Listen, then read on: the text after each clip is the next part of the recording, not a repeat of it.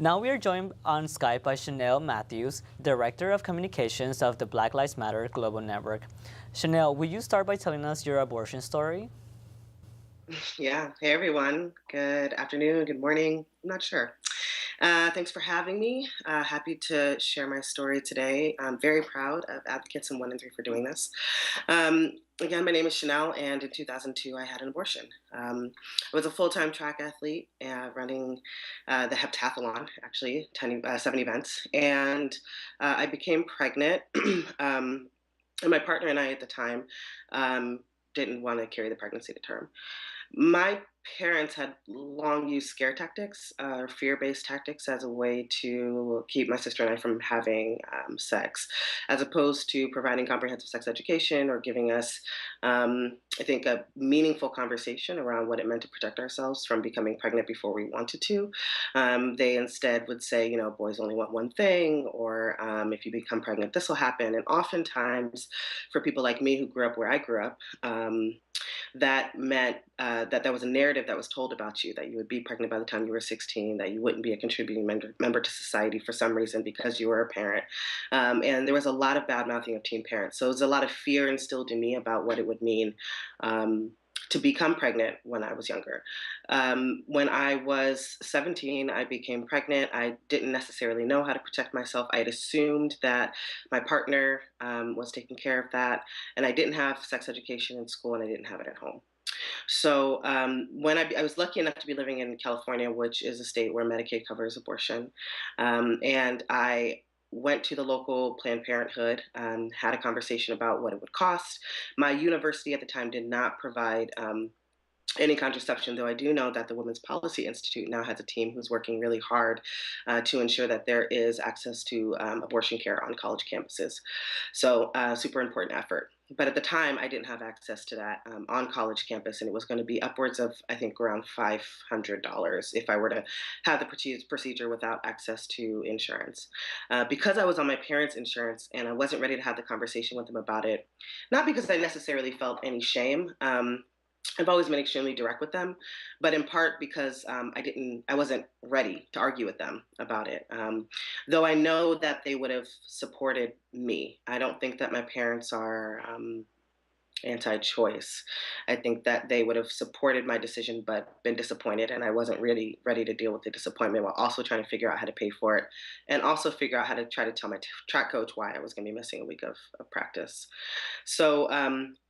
I went to the Planned Parenthood and they sent me to the Medicaid office, the Social Security office in Pasadena, where I applied for emergency Medicaid, and they were able to give me 30 days free insurance, and I was able to get my abortion the same day. My partner at the time knew that that was happening and was relatively supportive, though jokingly so. Either way, I was really grateful to be able to get the care that I needed on the day that I needed it. And I, gave my track coach some medical reason. It wasn't necessarily any of his business, though. Thinking about it in hindsight, it could have been a great opportunity to be able to educate him about the importance of caring for people who he's training, who have the possibility of becoming pregnant, and how he can support them, could have supported me.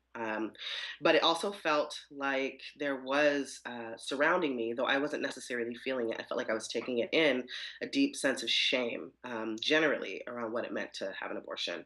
My mother had had an abortion, and so had my sister, but we hadn't talked about it. And it took me more than 10 years to tell my story. I wrote about my story in 2012 or 2013. And I think it took that long because I felt annoyed with the idea of having to have such an intimate conversation with people. But again, in hindsight, it would have been. I think I missed up many opportunities to have meaningful conversations with people about access to abortion care and to tell my story, as somebody who both supports people's choices in choosing termination for pregnancy, and also as a communications person.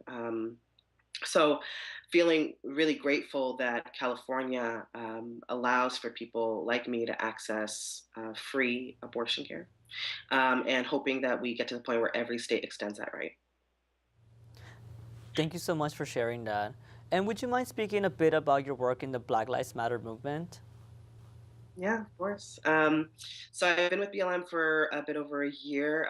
If you haven't heard of us, Black Lives Matter Global Network is working to end state-sanctioned violence against Black people and also to win improvements in the lives of Black communities. I serve as a director of communication. I'm very privileged to be in this role and work every day to ensure that our chapters and our affiliates have the access to the technical systems and tools that they need.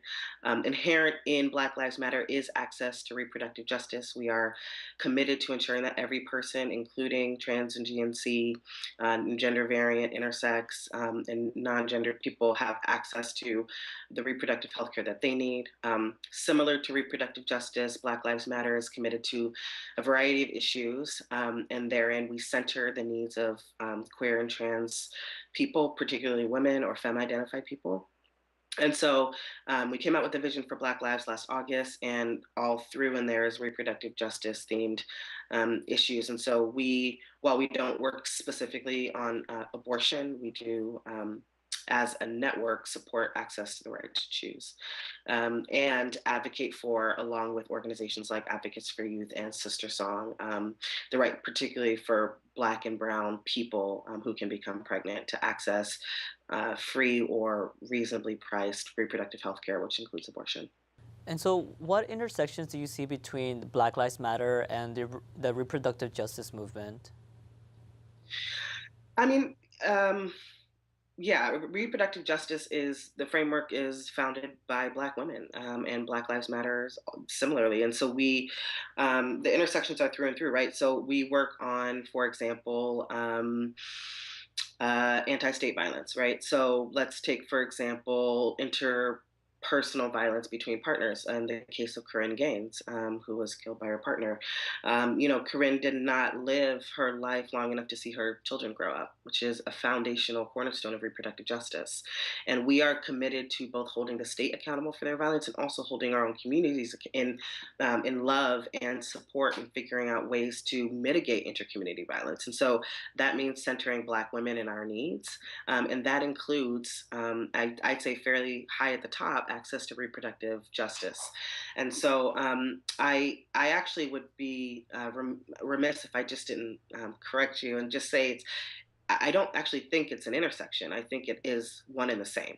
As far as I'm concerned, but Black women's reproductive justice needs are a cornerstone of the Black Lives Matter network, and it is because of our deep desire for Black people to live beyond the expectations that white people have of us, and to live beyond the life expectancy that the state has instituted for us by taking our family members away.